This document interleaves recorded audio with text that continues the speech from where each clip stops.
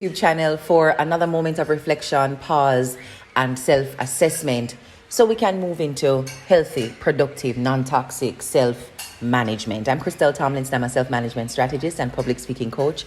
And here I'm sharing with you an excerpt from a recent conversation I had around how to create more ease in our lives when life feels hectic, when life feels uneasy, when life feels stressful. What could be the cause of that feeling of dis-ease? This is part one. Pause the rumination, pause the self-judgment, pause the self-criticism a little, and let's get into our strategic thinking. Wherever you're feeling dis-ease, discomfort, stress, and chaos in your life, could it be that there is disorder in this area of my life? And what can I do to return order to it? So I want to share with you from that perspective tonight some learnings coming out of my ebbing season. Ease emerges as a reward for order. Whenever your life is feeling uneasy, whenever it's feeling like there is a lot of friction, a lot of resistance, a lot of suffering, a lot of confusion and chaos, that is evidence of disorder. So if the finances, for example, feel chaotic, the first thing we have to ask ourselves is, how can I return order to my finances? Because it is the disorder that causes me to feel the dis-ease. And if I want ease, I must remember it is a reward that emerges from order. So think about it. If there is anything right now that you're dealing with that feels uneasy, it feels chaotic, can you identify where there is disorder? There is inconsistency, there is disorganization, there is indiscipline, there is a lack of structure, there is a lack of boundaries, there is no clarity on the goal or the destination or the milestones or the steps. Wherever you're feeling dis-ease, I'm challenging you to stop. Whatever rumination you're doing, if you do ruminate, woe is me, things are so awful. If I had not done this last week, last month, last year, I would not be here. Wish I could go back. All the bad things that are going to happen as a result of this difficult situation. Pause the rumination, pause the self-judgment, pause the self-criticism a little, and let's get into our strategic thinking. Wherever you're feeling dis-ease, discomfort, stress, and chaos in your life, could it be that there is disorder in this area of my life? And what can I do to return order to it? So you can let me know in the comments as you're listening if you can identify the evidence of disorder that may have given way to the dis-ease and the chaos. I'm on social media often enough to see references to the soft life. And I was very curious about it at first because whenever I saw the soft life hashtag and the soft life content and text, it was always aligned, almost 99% of the time, aligned with doing things that are aesthetically pleasing because it doesn't look good too, right?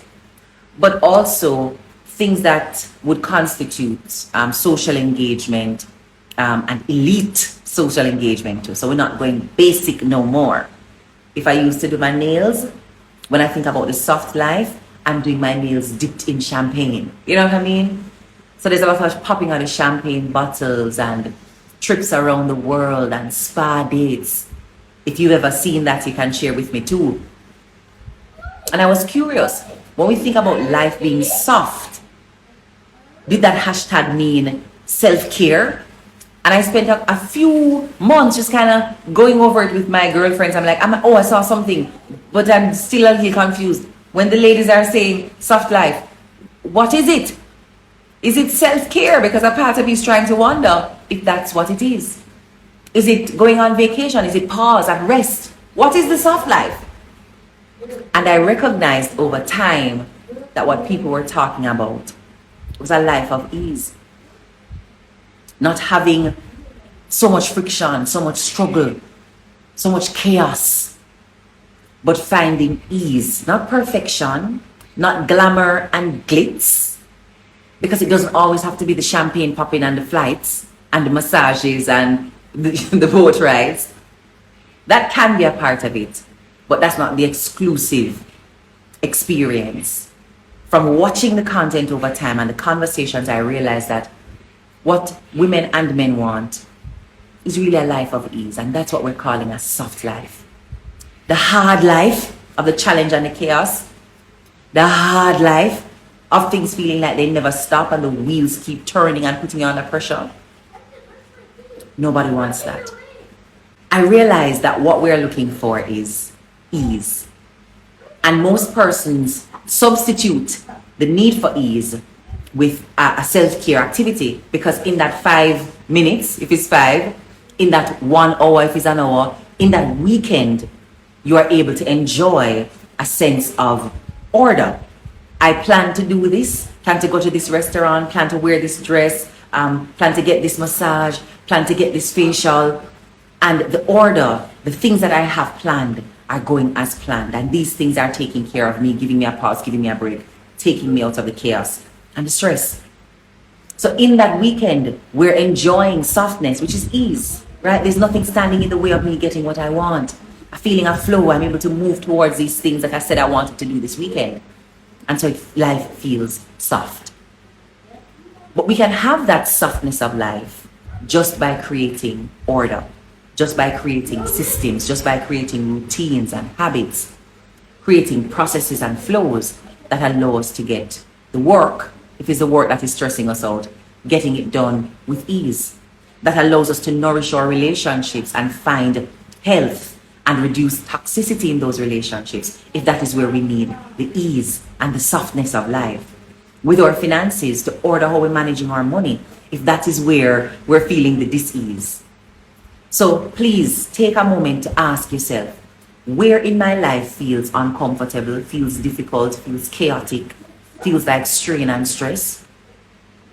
And as much as I want life to get soft, let me first ask what I need to do to get life in order, this part of my life in order. Because once my life is ordered, it makes way for ease. You don't get to ease in your life. You don't get to softness in your life if there is no order. And even if you get it for a weekend, when you return to your real life, right? Because the soft life can be for a weekend, the soft life can be for a night. But when you return to the real life and the real things, then you recognize that life ain't so soft for you. But it's not that you can't get it. It's just that you need to create some order so that it can be sustained. So what I'm recognizing is a lot of the use around the soft life hashtag, what we really want to say is soft weekend. Yeah, soft Saturday, soft night, soft morning.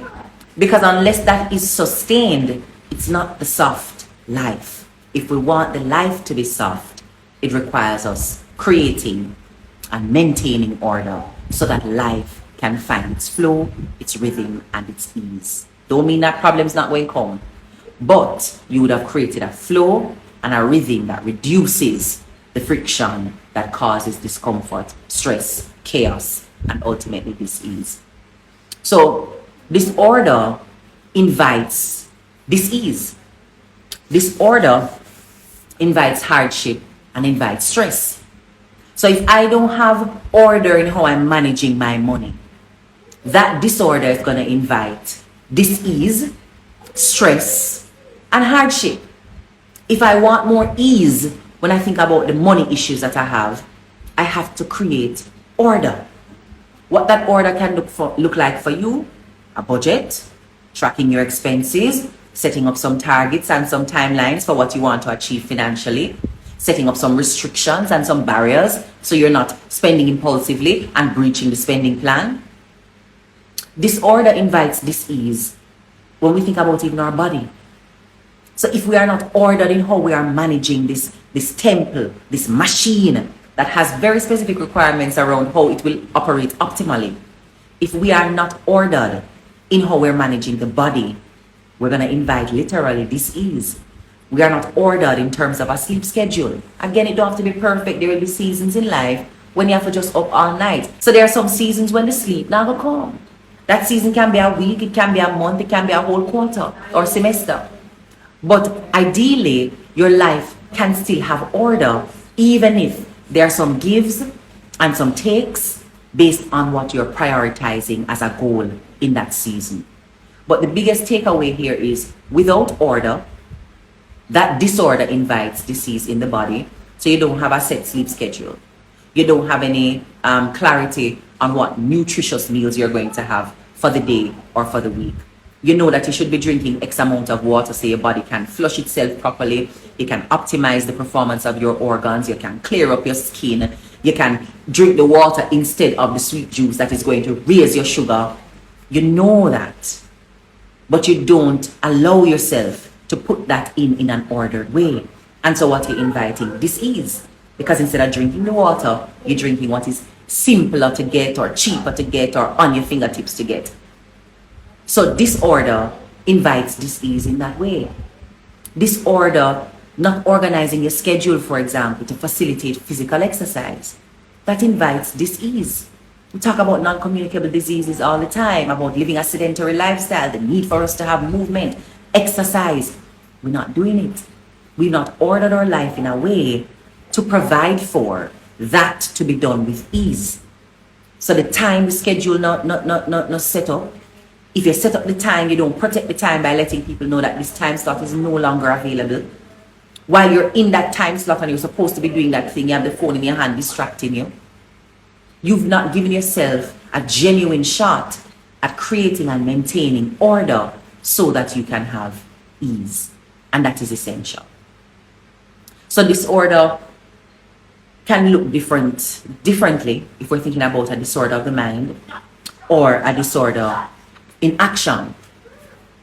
Disorder of the mind is really an ego problem. And I want to share a lot on this. I've always thought about having a committed series around understanding our ego. But I'll take a moment to share with you now while I'm planning how I'm going to engage on that series. But the first or the primary way that disorder enters our lives is first through the mind. Whenever your ego is given priority, it is going to lead to chaos.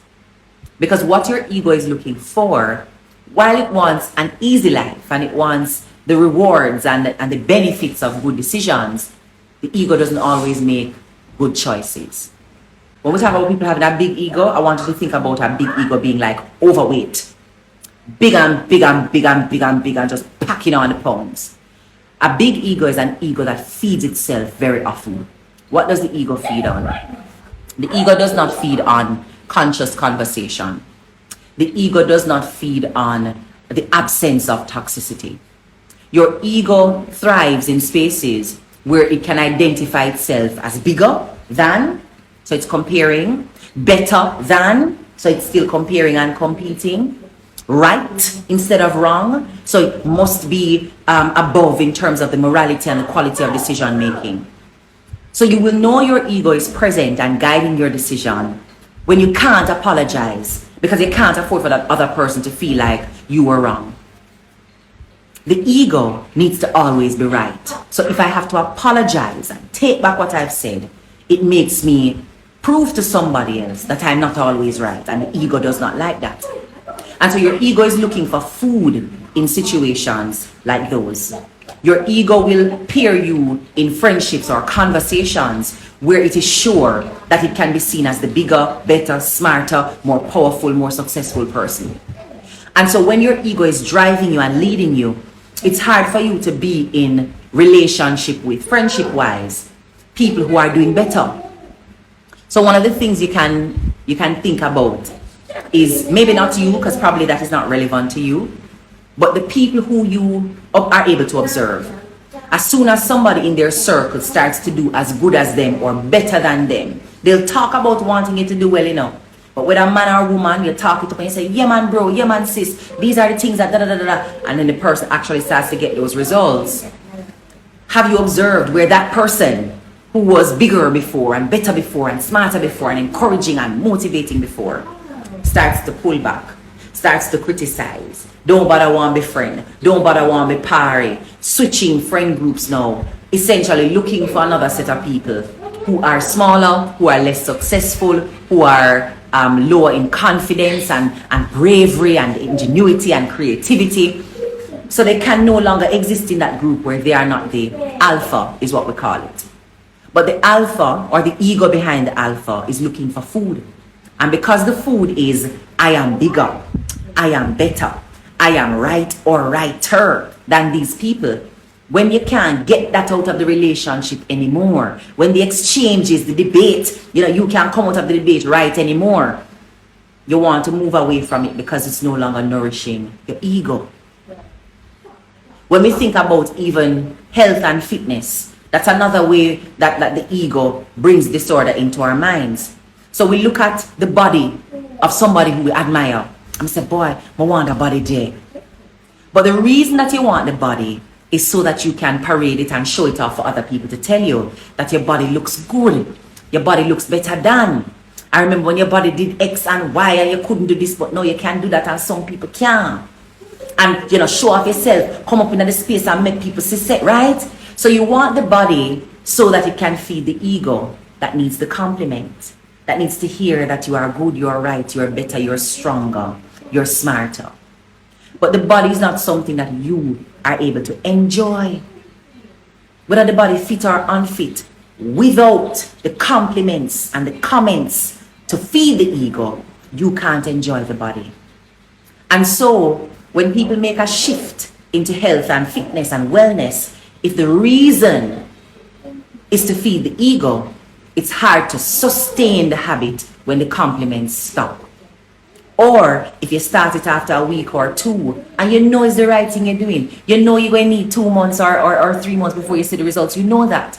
But if after going for 2 weeks, nobody says anything about observing a change in you, them not even tell you, boy, your skin start glow from all the water you're drinking, boy, your energy just different from the workouts that you're doing, it seems to give. If you can't get the compliments soon enough, you're going to stop. You tell yourself you lose motivation. When really what it is that the ego can't find no food in that experience. It can't find a way to be better than and to angle itself as stronger than other people in that situation. It's not coming fast enough. So because you started that journey to feed the ego, but not to honor your body, right? There was no ordered thinking behind making that decision. I want to live longer. I want to live longer. It's not about wearing the belly skin. That is a benefit that I want, right? Me not go on like me don't want that. But that is a benefit that comes after I pursue this for a noble reason, which is I want to live longer. If the purpose behind us starting an action is not noble, if the purpose is not to meet a goal beyond feeding the ego, when the ego can't get no food out of it, you're not going to be motivated enough. Now, maybe you start the gym because somebody else said you couldn't. Somebody else say you're lazy and you don't stick to anything and you always run off your mouth, boy, you're going to try to do this, but I'm not pay you in the mind because you're not serious. No, man, the ego can't afford to lose that food. Ego needs to prove to you that you are wrong and I am right. So the ego gets up early the next day. The ego rise you up early. You eat salad for the whole week. If you find that the person who you approve upon don't even realize, say you're making the change, don't even realize that you are now right and they are wrong. The ego can't eat no food out of that. The ego can't eat no food out of it. So sometimes that is why we stop. Because the reason we started was to feed the ego, and the ego can't get anything out of that exchange anymore. So when we are making decisions to feed our ego, it's going to invite disorder because it's not ordered thinking that led us to that decision in the first place. Another way that disorder can enter our lives is a disorder of action. So not just a disorder of the mind that is fed by the ego and can manifest in different ways, but also a disorder in action. So we want a result, but we work below the standard required to get that result. Bless you, baby. So we're doing less than is necessary to achieve excellence, while expecting excellence. Disorder in action. You want an A plus, but it's disorder in action because you are not doing what is required to get the A plus. You're not putting in the study hours. You're not reading outside of the lecture notes and looking at the book list and the curriculum to see the recommended reading that will allow you to expand your thought and your understanding in this area. So you say you want a better body. You want to live longer. You want to feel healthier and more confident in your skin. But the action is not lining up with the outcome that you want. There's a disorder in your action. The ambition that you have is not supported by the kinds of action that will get us the results or to the destination that we say we want to get to. So if we want more ease in our lives, part of this, the thing that we'll have to explore is, where do I have disorder in my actions? I say these are the kinds of people I want to be surrounded by, but I'm setting myself up and putting myself in spaces where I'm not going to meet those people. I'm not going to be able to engage with and build relationships with those people. I'm actually operating on the opposite side of the spectrum that would give me the results that I want. So where do I have disorder in my actions? Because that disorder is going to invite dis-ease, discomfort, and it might not be immediate, but over time, it will emerge. Ease emerges as a reward for order. Dis-ease emerges as a reward for disorder. So I'm asking the same question I asked when we started this conversation. Where do you have dis-ease? Where do you feel that there is chaos? Where do you feel that there is stress, overwhelm, challenge, unrelenting problem, and you can't find any kind of ease in those experiences? It is just upheaval after upheaval after upheaval. Is there a disorder in my mind, the way I'm thinking and the way I'm processing the decisions and the choices that I must make, and then making choices? What am I really after in life that is driving poor decision making? And is there a disorder in my action? So am I thinking in disorder and acting in disorder, and therefore earning that reward of dis-ease and discomfort? If you can find a way through whatever it is you're going through to pause and ask yourself some questions about that situation, you might very well find that there is just a little more order that is needed. Sometimes not a lot, just a little more order that is needed for you to be able to find the ease and the peace that you're looking for. Much for watching and for listening. If you enjoyed this video, hit the like button. Remember to subscribe and hit the notification bell so you never miss our new conversations and episode. And be sure to share this with anyone in your life who you know needs to create more ease. Lots of love and lots of blessings until we connect next time for empowering conversations.